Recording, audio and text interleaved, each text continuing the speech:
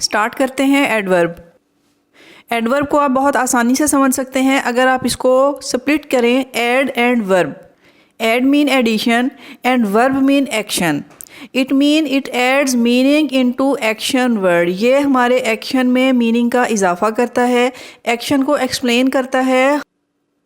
How did the action take perform, verb को explain करता है, that's why it is called adverb. अगर हमें इसे आइडेंटिफाई करने में कभी कन्फ्यूजन या मुश्किल हो तो इसका आसान वे ये है कि इसके मीनिंग को आप अंडरस्टैंड कीजिए।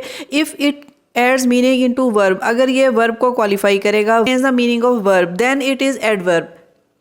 अगर ये किसी ना किसी तरह वर्ब को एक्सप्लेन करता है, वर्ब के मीनिंग में इजाफा करता है, तो ये एडवर्ब कहलाएगा।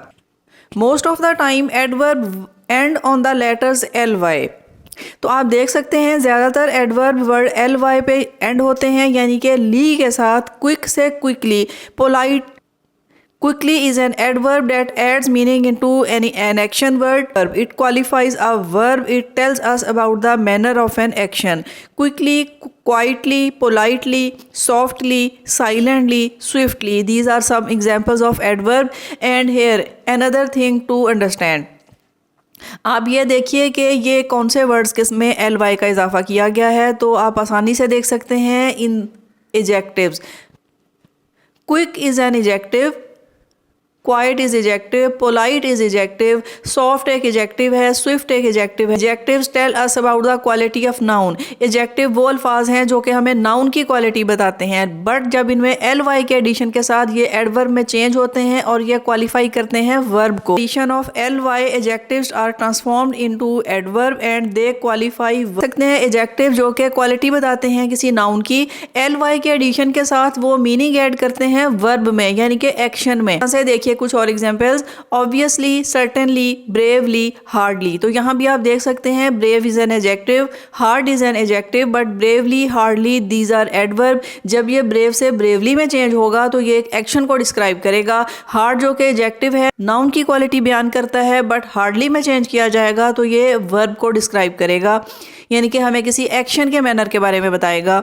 It tells us about the manner of an action. It qualifies an action. It qualifies verb. तो ये adverb कहलाते हैं। एक और चीज़ याद रखिए, all adverbs do not end on ly। अब ज़रूरी नहीं कि ly पर ही तमाम adverb end होंगे, they can be without ly। सबसे पहले ये examples आपको इसलिए बताई कि most commonly ये adverb ly पे end होते हैं, but it is not necessary। इसका ये मतलब नहीं कि तमाम adverb ही ly पे end होंगे। there are some adverbs without ly जिन्हें हम आगे चल के देखते हैं। इसी तरह से extremely, recently, actually। Extremely tells us about the intensity of an action, recently it tells us about the frequency of an action, and actually about the manner of the action। तो ये adjective of manner, adjective of time, adjective of frequency, adjective of place इन्हें categorise किया जाता है, या आप इनके meaning से अंडरस्टैंड कर सकते हैं। आइए देखते हैं सेंटेंसेस में इन्हें किस तरह से इस्तेमाल किया जाता है।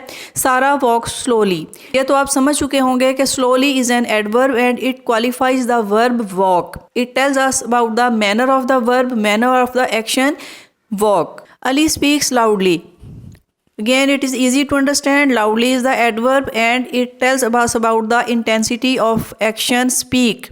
it is called adverb of intensity। the doctor responded immediately, the doctor responded, the action is respond and adverb immediately। here you can see that immediately tells us about the action respond and it tells about the time। ये adverb of time कहलाता है कि उसने फौरन से respond किया। कि next sentence देखिए, I read quietly, you can easily understand, I read quietly, मैं खामोशी से पढ़ता हूँ। Adverb quietly describe about the action read.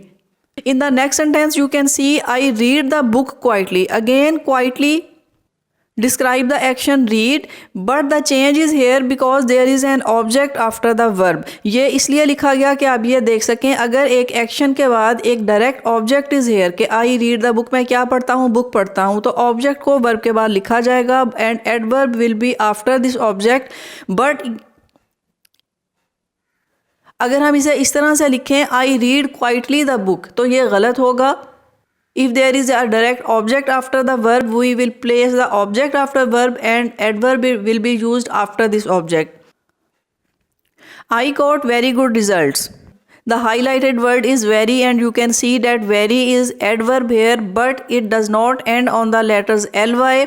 ये ly से end होने वाला adverb नहीं है. These adverbs are called flat adverbs. Start में आपको बताया कि it is not necessary that all adverb should end on the letters L Y, के तमाम एडवर्ब्स एल वाई पर एंड नहीं होते. ये सिंपल वर्ड्स हैं बट दे क्वालिफाई एडवर्ब्स. तो यहाँ देखिए वेरी ये किसी एक्शन को क्वालिफाई नहीं करता बल्कि ये गुड को क्वालिफाई करता है. गुड जो कि एक एडजेक्टिव है. तो यहाँ भी कन्फ्यूजन का शिकार मत हों. एडवर्ब वर्ब एडजेक्टिव या किसी दूसरे एडवर्ब को भी क्वालिफाई कर सकते हैं. अगर आपसे ये क्वेश्चन पूछा जाए what is the difference between very and many, very और मैनी में या मच में क्या डिफरेंस है, तो many are adjectives but very is the adverb. Next sentence, I often visit my brother. I often visit, it is qualify the verb visit. ये हमारे action visit को क्वालिफाई करता है और हमें फ्रीक्वेंसी बताता है कि I often visit. Again this is the flat adverb, ये एल वाई पे एंड होने वाला नहीं है. And it tells us about the frequency of our action. ये अक्सर ही मैं अपने भाई को विजिट करता हूँ. This is called adverb of frequency. My sister never cooks. Here the action is cook and never tells us about the action. He never cooks. Never, often, always, rarely, monthly, yearly, weekly, daily. These are adverbs of time. इसी तरह से yesterday, tomorrow, today कि कोई action हमने आज किया, कल किया या आने वाले कल में करेंगे. They are also called adverbs of time. देखते हैं इनकी कुछ example. I will see you tomorrow. मैं आपसे कल मिलूंगा. I will see you. Here you can see that tomorrow is the adverb. ई के बाद ऑब्जेक्ट को प्लेस किया गया है you and then there is tomorrow. But today is the adverb. It also tells about the time of the action. It is adverb of time. Another example, she seems angry. वो नाराज़ दिखाई देती है. यहाँ आप इस चीज़ को समझ लीजिए. अगर यहाँ ये लिखा जाए शी सीम्स एंग्रीली तो क्या ये सही होगा? No. Here angry is correct. Angry को यहाँ इसलिए एडवर्ब यूज़ किया गया, it describes the action seems and seems is a linking verb. I did not find him anywhere. Anywhere is telling us about the action word find. कि मैंने उसे कहीं नहीं पाया. कि where is the adverb of place. Anywhere, somewhere, nowhere, these are adverb of place. तो ये adverb of place कहलाता है. इसी तरह से अगर ये कहा जाए you have to go downstairs. You have to go कि आपको नीचे जाना होगा. Here downstairs tells us about the action go कि कहाँ जाना है, downstairs.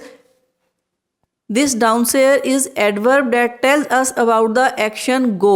You should not go inside. You should not go. Again the action word go. आपको अंदर नहीं जाना चाहिए. Here the word inside tells us about the action go. ये explain करता है action go को. इसी तरह से children are playing outside. Children are playing. What is the action? Playing. And where are they playing? They are playing outside. Here outside is the adverb of place. ये adverb of place है जो कि action play को describe करता है, play को explain करता है. I hope these examples will be helpful for you to understand and identify adverbs easily. See you in the next video.